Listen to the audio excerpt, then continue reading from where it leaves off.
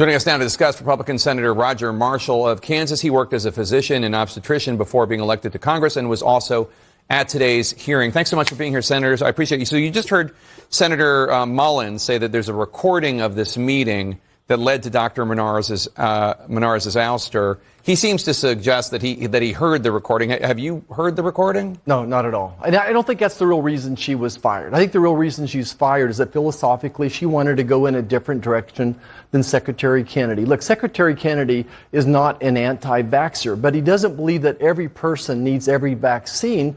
But Dr. Menares, as I listened to her today, is that she believes every person needs every vaccine, that every child needs all 76 jabs. And I think that's where the break is. It's more of a philosophical look at things beyond the who said, he said, who said what. You asked Dr. Menares as if she agreed that her differences with RFK Jr. meant she wasn't the right person for the job. And here's what she told you. So I will stand behind scientific integrity with every decision I ever make. If I am put in a position of having to say I will cede scientific integrity to retain my job, then I am not the right person for the position.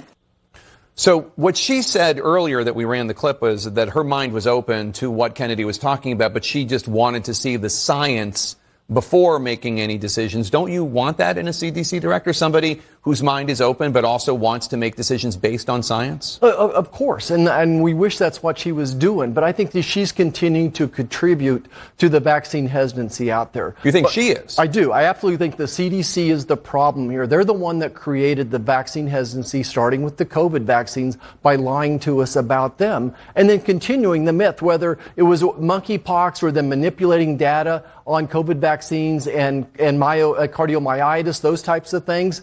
I think that her insistence that every child needs all 76 jabs, that every child at 1 day of age needs a hepatitis vaccine, continues to create a vaccine hesitancy. Of course, we want to follow the science, but they have no idea what that hepatitis vaccine is doing to the immune system of a 1-day-old. Well, RFK Jr. has been lying about vaccines for 20 years and saying things demonstrably untrue. So I would argue that he certainly has contributed as well. But let's talk about what you just brought up, the hepatitis B vaccine, because you've questioned if every child needs every vaccine, including that. I want to play what Republican Senator and chair of the committee and also fellow physician Bill Cassidy said specifically about the hepatitis B vaccine. Of course. Now, fewer than 20 babies per year get hepatitis B from their mother. That is an accomplishment to make America healthy again.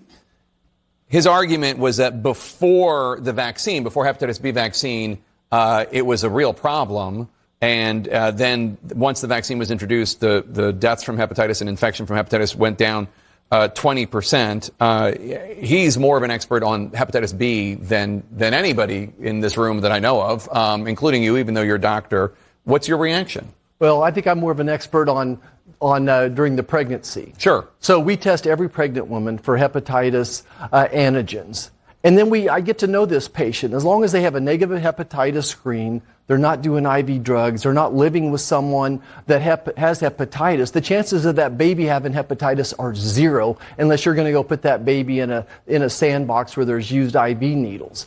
There are people that need the hepatitis vaccine. I'm just saying not a 1-day-old, and not every baby does. If we don't know the hepatitis status of the mom, if it's a patient that hasn't got prenatal care, it's a person that's doing drugs, of course that baby needs the hepatitis vaccine. I have to have faith that a mom and a dad and a doctor can discuss every vaccine, the pros and cons and the risks and benefits of it. I just think that 1 day is way too early, and probably don't need that unless you're going into nursing or you're going into medical school. There needs to be a reason for it, that the benefits don't necessarily outweigh the risk. I don't doubt that you as an obstetrician in Kansas knew very well what was going on with your patients. I don't doubt that for 1 second. But as a general matter, not every person who is an IV drug user is honest with their physician about it. And this is proven to have saved lives. I mean, why would you go against what the American Academy of Pediatrics says. Why would you go against what the AMA says? Look, we're doing random drug tests on mom.